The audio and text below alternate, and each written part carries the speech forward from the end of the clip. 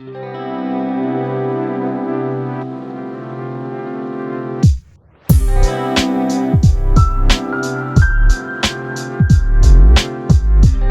guys, so this is episode 38, Fumble Podcast. You know what to do. Hit that subscribe button, illuminate the bell so you don't miss any Fumble content. I'm your host, Pej the Maniac. I've been recently posting some of my hilarious videos on the YouTube channel under the Pej the Maniac playlist. But enough about that, because the person I have with me today is a writer, but more importantly, he's a friend of mine and family of mine. I jumped on the Meta, FKA Facebook, and I saw that he has a script that he wrote, a horror script titled "The Door of No Return," and it's being read. When you guys are hearing this, it would have been read 2 days ago, which would have been Sunday the 21st, which is pretty awesome. And I want to talk to him more about that. But what I wanted to say before that is a little intro regarding all of his upbringing. So early on, EJ became very aware that he stands out. Born and raised in the non-fictional city of Kalamazoo. I hope I'm pronouncing that right. Close enough. With a black father and a white mother, his racial ambiguity puzzled most, even himself. Mix in a healthy diet of nerdy comic book, sci-fi, fantasy, video game, and anime subcultures, and you have the recipe for one perfectly confused young man. Struggling to find belonging, EJ grew to embrace his place at the intersection of his many worlds. He writes coming-of-age stories about outcasts and in-betweeners fighting to define themselves. You guys know him as EJ Tanner. I've always known him as E. We're going to go with EJ. Thanks for coming on, man. Hey, thanks for having me. This is great. Thanks, man. So exciting. Before we went on the air, you told me this was your one or first or second podcast. Yeah. Hey, most of the guests I had on when I started this thing out, well, my first guest was my best friend Dean, who actually now lives around where you guys live. Hey. But yeah, so I've been learning this thing every week, man. I told myself no matter what, I'm going to get an episode out once a week. Every Tuesday it comes out, and the rest I'm going to learn. And that's the grind. That's the creative grind. That's it, man. Creative, exactly. And you got to put your butt in the chair and do it. Exactly. I think Denzel Washington said, you can do whatever you want. You don't have to do this or that. Just don't sit on your ass. Get up and do work. That's Amen. What he said. Yeah, it's true, man. It's true. So tell me about this script, The Door of No Return. All right. Well, where do I begin? It was a dark and stormy night 10 years ago. Just kidding. No, this script, I really love this story. It's actually my thesis script from my master's program at USC. I graduated from the what's it called? John Wells Writing Division for TV and Film. Wow, at USC. Yeah. And great program, loved it, met a lot of great people, lots of great writers come out of there. A lot of my classmates are on doing lovely things. And this script, The Door of No Return, is actually my thesis script. Is what I used to graduate from USC. Went before committee, got lots of notes, all that kind of stuff. And then even after that, I rewrote it a few times, and yeah, it's near and dear to my heart. It's also the premise, the log line. Do you know what log lines are? Tell us. So The log lines are essentially the elevator pitch for your movie or TV show or creative work. Ah, What is your story about in like right. 1 to 3 lines, 1 to 3 sentences, maybe. Got it. Got it. You know, Okay. So, so um, the log line for this movie is 5 black college students get trapped in a cursed slave castle off the coast of Senegal. oh wow, that's out there. How did you come up with that? Man, it's crazy. So, not gonna lie, I was very inspired by Get Out. Oh, I okay. watched Get Out. I was like, oh dang, that's next level. I'm not necessarily hip to like a lot of black horror stuff, Yeah. but that really put it on the map for me. And I was Uh, like, dang, I kind of want to do something like that. And I was thinking about like what would be an interesting story, and started thinking about spring break trips, and not necessarily want to do like a spring break movie where it's like kind of like road trip or like kind of just buffoonery, but yeah. um, kind of mix in this kind of road trip element or this like spring break element. You're going to a foreign place, fish out of water, but then what's it like to have black people as the stars? And it's like, okay, they're going back to Africa to find a connection to what was lost during the slave trade. Mm, And um, how do I manifest the horrors of the slave trade in a physical being? wow. And so um, they they end up getting trapped. This there's an island. There's an actual island off the coast of Senegal called Gore Island. Okay. Please, any Senegalese people, forgive me for any mispronunciations. Um, but it's Sonia, my wife, actually told me about it because when she went to study abroad in Senegal, she visited. It has this slave castle on the island where they held captive African folks, Wow. waiting to go on to the larger ships. And there's actually a doorway in the slave castle called the Door of No Return, because when people walked through that doorway, they never came back to Africa. Wow. So that's And where you got your title. And that's where I got the title. It's built yeah. in to the story, right? Built into the set, the setting. Now you theme this horror, which I understand it from, the horrific events that this history of America has told us Yeah. regarding slave trading, and we don't we meant everybody knows that. But Hmm. what I'm curious to know is the elements of horror. And you said Get Out was an inspiration. Now that was a great film, Hmm. Jordan Peele, great director. But what other elements of horror other than the obvious being, um, these poor souls were getting shipped to basically Well, die on the field. yeah, yeah, no, so this, because it takes like, I tried to, um, Without spoiling it, of course. Like, yeah, I'm not trying to spoil it. yeah, yeah, I don't yeah. know when it's ever going to be made into a movie, but whatever. It Uh, will. Just got to thank you, manifest manifesting right it. now.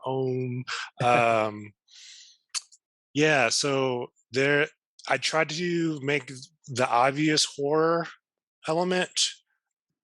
I take the obvious horror element of these, wretched souls that have Yeah, been trapped here, yeah, yeah. and flip it on its head Mm, and make them, there's more depth to them than what meets the eye. yeah. And there's actually apparently two antagonists, Wow. Okay.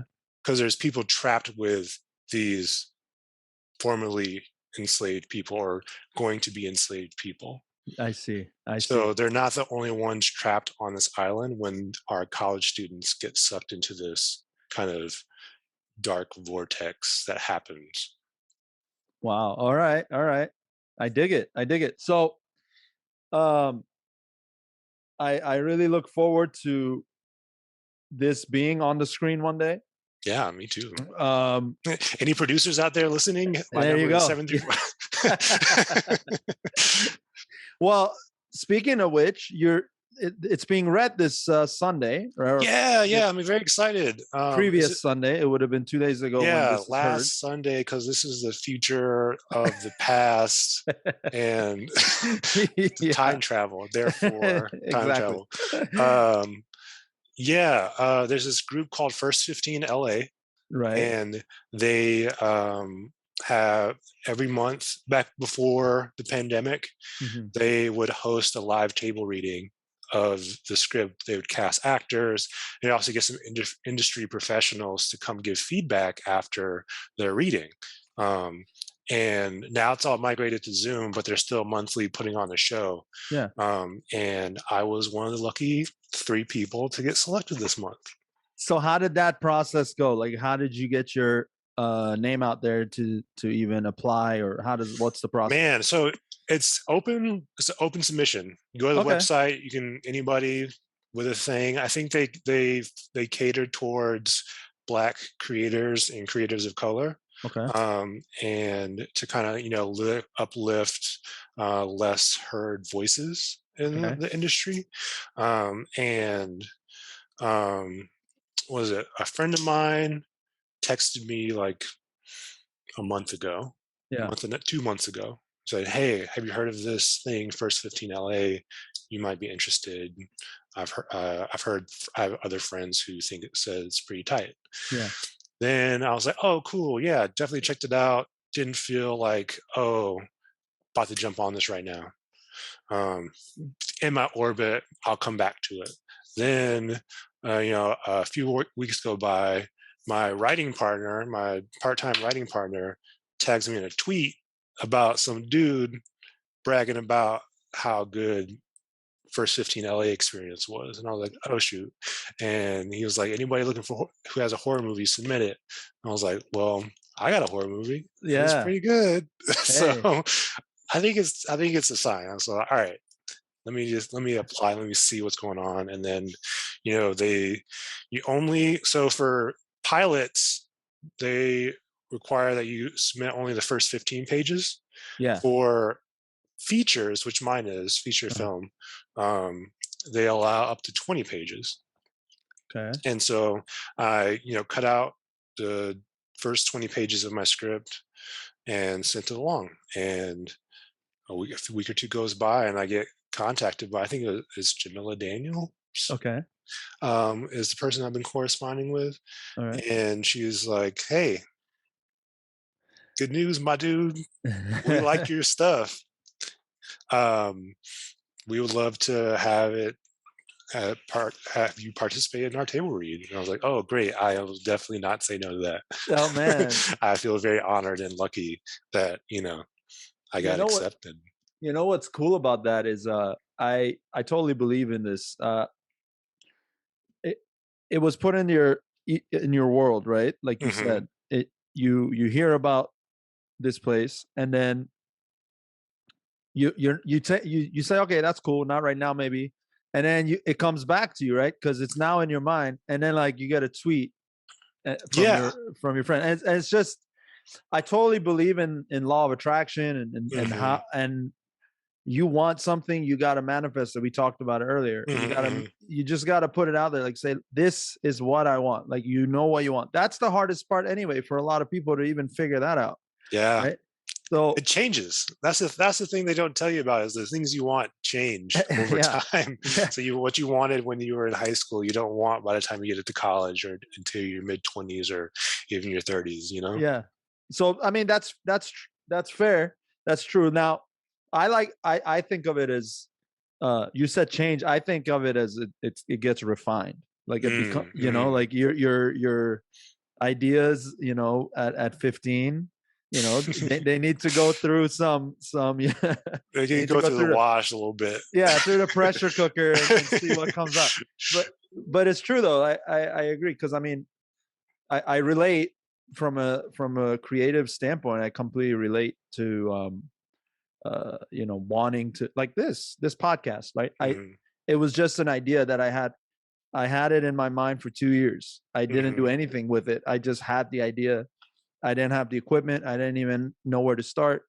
Mhm. And then out of all people, my cousin in Hawaii, she goes, she came to visit, and she had started a podcast. I'm like, Mhm. yo, you start a podcast? That's awesome. She was like, I was like, I've been trying to start one. She's like, so why haven't you?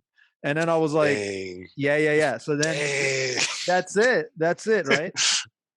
It was kind of like a wake up call because Yeah. she really just said, you're never going to have the perfect time to start. Amen. You That's just the got to, thing. you just got to go for it. And just like your script, right? And then this opportunity, and I can't wait to hear what the outcomes would have been Yeah. from this reading Mhm. that happened 2 days ago. So, um, Yeah. that's No, crazy. So, how that's long is the script though in total? And then, sorry, I'll let you. oh, I was just gonna jump off what you were just saying about the time is now kind of thing. Yeah, And like my favorite phrase recently is the best time to plant a tree was 20 years ago. The next best time is right now. yeah, it's so right, man. It's so right. Yeah. I mean, But oh yeah, what I sorry. associate it with fear. I'll be Mhm. honest. Oh For yeah. me, Fear all is a it mind was for killer. me was yeah, and it's fake. That's the funny part. Talk about fiction, right? Yeah, It's seriously. the it's It's the the greatest biggest lie fiction. we tell ourselves, you know? I think I mentioned this on a podcast maybe like 6 months ago or something, but there's a video ruminating out there of this baby. Mhm. And I think it's a baby in India. And there's literally a cobra, right? A spitting Mhm. cobra Hmm. in her face. In Oh, her face. okay. It's a baby though. It's a Man. baby like, maybe your daughter's age, like that young. And Which so is 9 months for the podcast listeners. right, 9 months. I don't want to put her age out there yet. But yeah, so 9 months old, 9-month old baby. The cobra is like, "What's up?" The baby has no idea what this thing is. It could be a rubber ducky for all she cares, right? Yeah. She literally is playing with the snake, right? Wow. But guess what? The snake does not attack.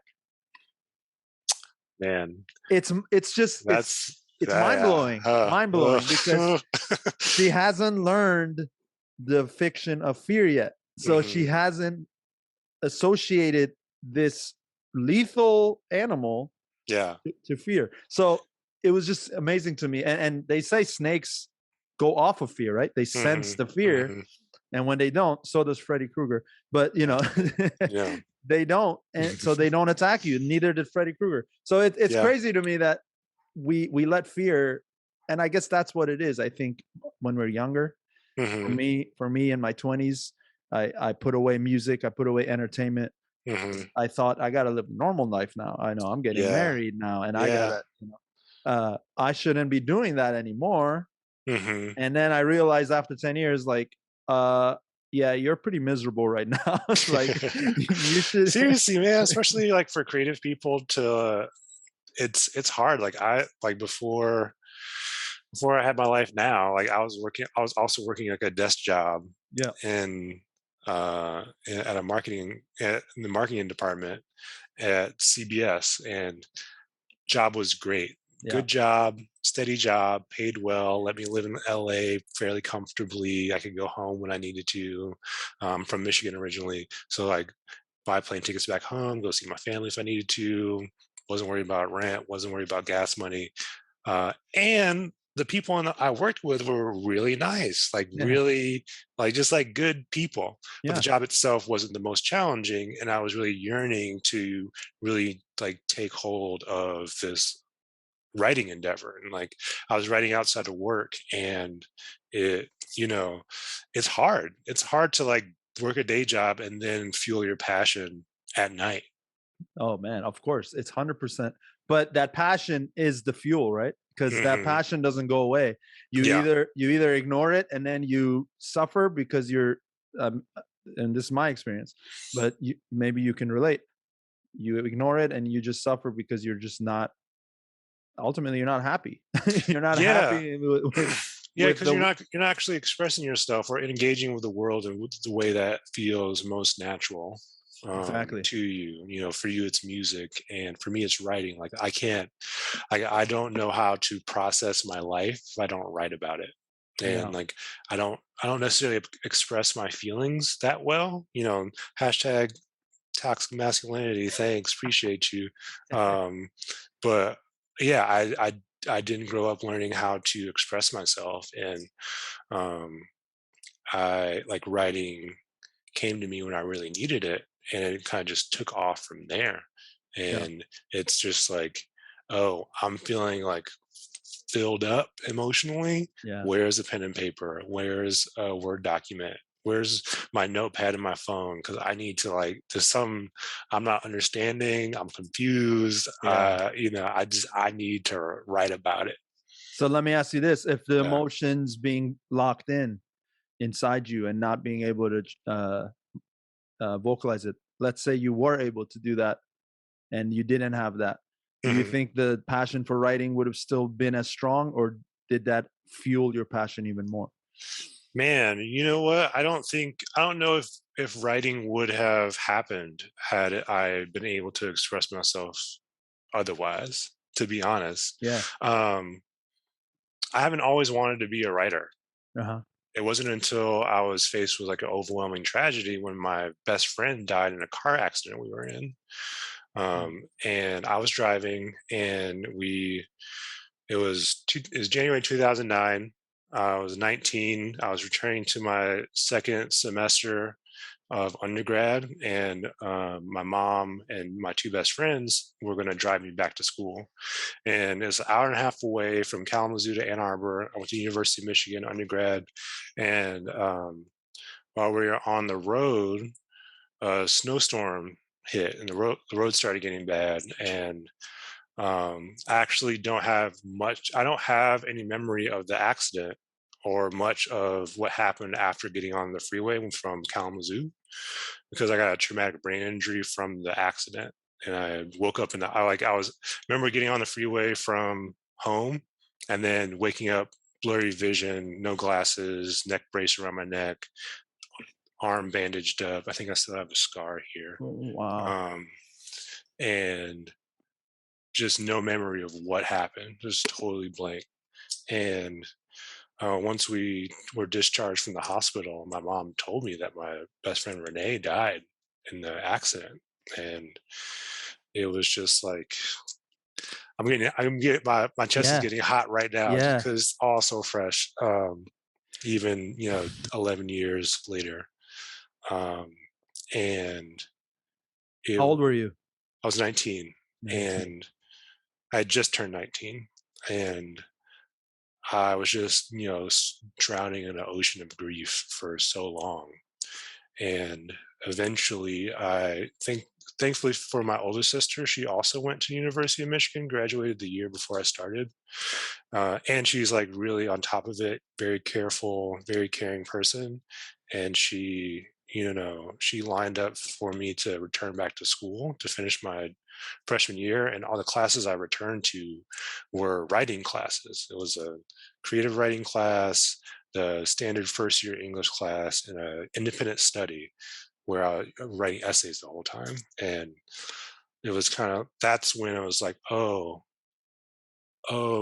Yeah. I need writing about the first time I wrote about how sad Yeah.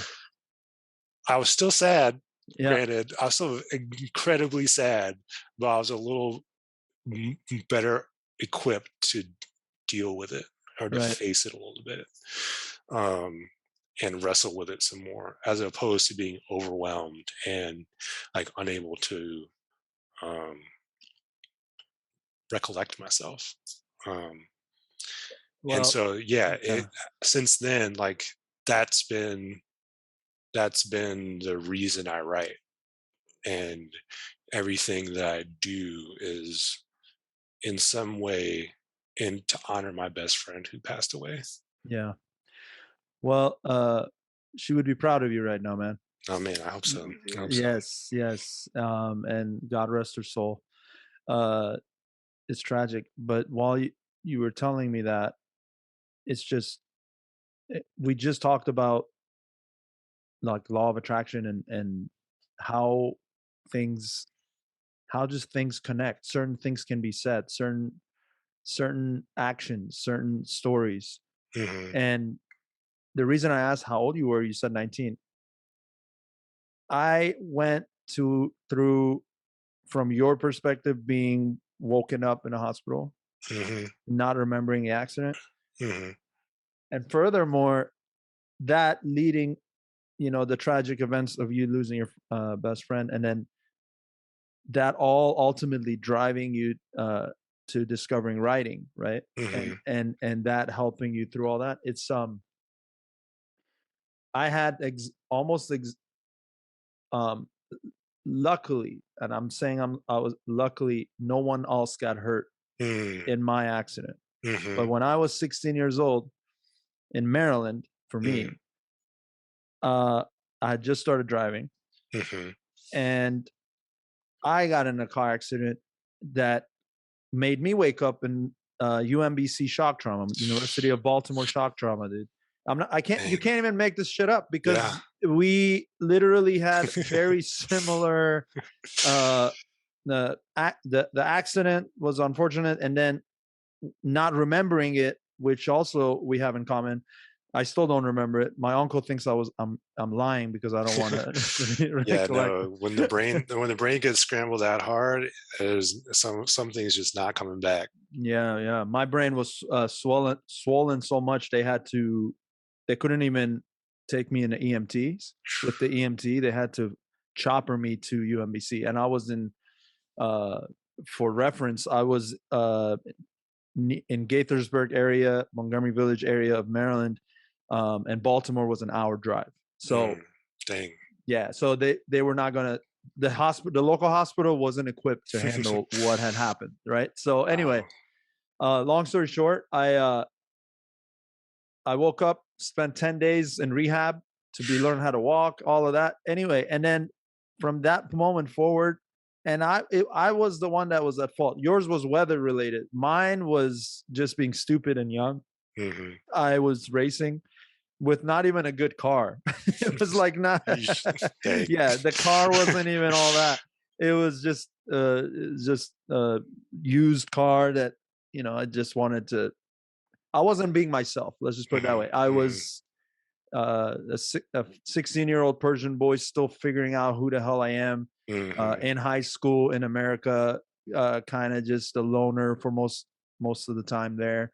Didn't care for high school. This happens. The trajectory of my life went completely different to Oh, yeah. in a good Oh, way, yeah. in a good way. So I recovered from that enough. I finished high school at 17. My parents shipped me here, California, and they say, "Listen, you need a reset button badly." And they sent me here, and my sister was already here, married.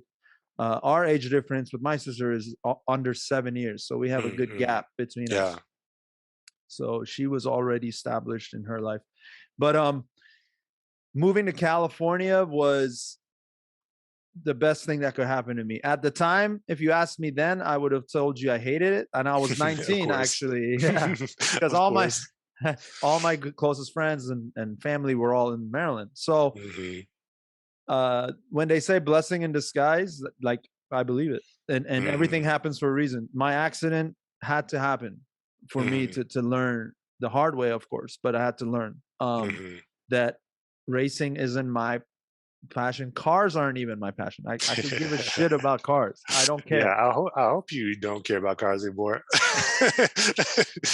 Ironically, I didn't even care about cars then. I was just doing it because all Yeah. the cool kids were doing that, right? Yeah, So yeah. anyway, yeah. So I was never meant to be cool. I was meant to be pursuing what I loved, and music and acting and comedic writing, which yeah, I haven't. Hey, Yeah, that's I all have a little new. bit of a funny bone too. I know. Yeah, yeah. You got to laugh, man. You got to learn to laugh because otherwise you're miserable, right? Because if you can't uh, make light of certain things in life, I'm not saying everything, but certain things Mhm. in life, um, it's therapeutic. Uh, I, I Yeah. I think so. Anyway, that's that's where it's led me to, you know. I My music is still there. I mix it into my comedy now, and it's kind of my lane. My lanes of creativity are there. Yeah. So Yeah, no, I totally agree, and it, it comes in many forms, the expressions, not all it's all the feelings are in the same soup, and but sometimes you pull out a yeah, carrot, or you pull out a green bean, you pull out a hunk of beet, and it's different, and you know it's simple. The approach to life and what we love to do. If we ignore like all the noise that we let get in our heads, hmm and I'm guilty of that. I let that happen in my 20s. That's why I stopped playing, right? And then Yeah, I mean, it's so easy. I mean, especially in, at least in the United States, there's like there's a kind of like underlying pressure to like get real eventually, yeah, and um stop pursuing creative pursuits, essentially, right? Get a real job, whatever that means. yeah, Um And, of course, you got to take care of business. You got to take care of your family. You got to make right. sure you have a roof over your head, make sure you're eating good enough, and taking care of your bills. But like, also, like, don't just like give over your life. Like, Yeah, if you have no, a passion for something, like, keep it up, even if it just becomes like a hobby form. Like, even if I never sold anything, or um made a movie, or made a TV show, or made anything, yeah. I would never stop writing. th- I could never stop writing. You could never get me to stop writing. That's amazing, man. If you're gonna do your passions are what you would do for free, right? Yeah, That's what I exactly. that's what I always would say.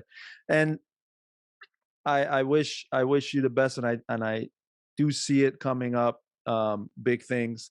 Uh, the last thing I guess I wanted to touch on, which is a more positive and happy hmm topic, is your little cutie over there that I still haven't seen yet in person, and I Oh will. yeah, you gotta come Uh, down, man. I know, I know. I got to see her. I'll probably see her after she's won, uh, but man, how was that, dude? Like, Man, it's been take me a through the process of holding that baby that's yours for the first time. man. It's very surreal. Um, I personally did not put up a lot of effort to make sure she came into the world. I helped for like 2 seconds at like the very beginning, but then for the rest of the time, my lovely wife Sonia nurtured and grew this child inside her womb, and then like a champion birthed this very darling, beautiful baby girl. Um, Girl yeah, dad, man. You're a girl dad. yeah, I am. I am. It's crazy. And yeah, it's some of it's hard to remember, because it's because I'm with her like every day. I've been with her every day of her life since she's been born, Mhm. and uh, But that first moment, like, the first moment, it's just like it's it's I don't know. I didn't used to believe in perfection. yeah, I never believe that, like, as a concept, like, yeah, God can be perfect, but nothing else short of that is ever yeah, perfect. And no human can be actually reach perfection. But as soon as I saw her, I was like, Actually, I've been wrong my whole life. Like, this baby is perfect. yeah, There's nothing she could do wrong." And I feel like that is what I carry with me all the time, whenever I think about her, whenever I see her, whenever whenever she may be like upset or uncomfortable or whatever, or maybe, gotten into something that should have been paying more attention and made sure she didn't get into, yeah, like, it's still all part of her perfection. And it it is, I feel like it's incumbent upon fathers and, parents in general to, protect that perfection, uphold that, to make sure she continues to shine and like move things out of the way so that she can grow up to be her best self. That's awesome, man. I one day that'll be an experience I hope to Oh yeah, share with you, it's going man. to be great. Yeah. I can't wait for it to happen to y'all. It's going Oh, to thank you, be man. so sweet. I know, I know. Shada has been knocking on the door a few Hmm. times. Hmm. I think maybe 2022. We'll see. Hey, it's coming. So hey, that's awesome. I can't wait to meet her. Like I said, I want to see you guys again. It's been Yeah, a man, way minute, too long. way too long, way too long. And sorry that last time I didn't make the trip, but It's all good. I get it. but dude, you got to keep me posted on this script, and hopefully Jordan comes to you and says, "I want that. Fingers I crossed. I need that. I need that movie." Hopefully. It's awesome. Yeah. So for people, it's only on Zoom, huh? It's only on Zoom. You have to RSVP because there's limited space. Yeah. If you Well, they're check already out, late. They're already late they're because already it's late. It's too yeah, late. You yeah. can't see anymore. You losers. What took you so long? You guys took so long Gotta to listen to hustle. this podcast? No. Yeah. Yeah. Jeez. No, but I hope it's a lot of people in that are there present, and uh in all seriousness, we're shooting this on a Wednesday before that Sunday, Hmm. and you got to let me know how it goes. I will. I will. For anybody out there listening, if you're interested, follow me at EJ the Writer on Twitter or Instagram. There you go. Um, Holla at your boy. I love talking about anime. I don't know what else to say. I'm just kind of rambling right No, I now. love it. Shout out to my mom. Shout out to my dad. Shout out to my family. Shout out to all my friends back in Kalamazoo. Hey, We out here. hold up. Uh, Kalamazoo, where is that in relation to like a Detroit or a okay, so I'm gonna hold up my hand because this is the state of Michigan, the yeah, Lower yeah. Peninsula, right? Yeah. So Detroit is over here. Uh-huh. Over here is Canada, right? Yeah. In this imaginary zone. Detroit's here. Kalamazoo is over here. Okay. So like in Lake Michigan is like, Got it. it's like And so 30 minutes from Lake Michigan. 30 minutes from Lake Michigan, how long to Detroit? It's like 2 hours to Detroit, 2.5 hours to Chicago. Hey, all right. Kind of central in a way. Yeah, it's like right in the middle right there. Yeah. That's cool, man. Kalamazoo. I don't Yeah. have any other friends born there, so Yeah, a lot of people think this is a fictional place. It is not. because this Also, man came out of there. I came from there. There's also surprisingly a large amount of Black people there too, which a lot of people don't know. I think it's very surprising. But Okay. shout out to all my N words in Kalamazoo. Try to keep it PC for your listeners. Yeah, all good, man. Hey, Hey, no, that's cool. Shout out to Kalamazoo. Shout out to Maryland.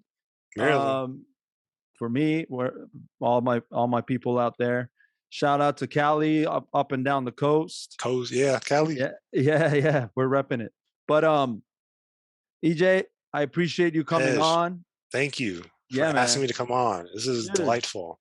And when you hear the good news about that script, we're getting you back on here to talk about it. Yes, follow up. I have to have a follow up episode. Yeah, Oh, 100%. 100%. yeah, We will, man. This has manifesting it. been Fumble Podcast episode 38. That was my man EJ, the writer. And make sure you subscribe to my channel, Fumble Podcast. Hit that bell. Follow me, Pej the Maniac, on TikTok, Twitter, Instagram for all my charades on there. I will catch you on the next episode.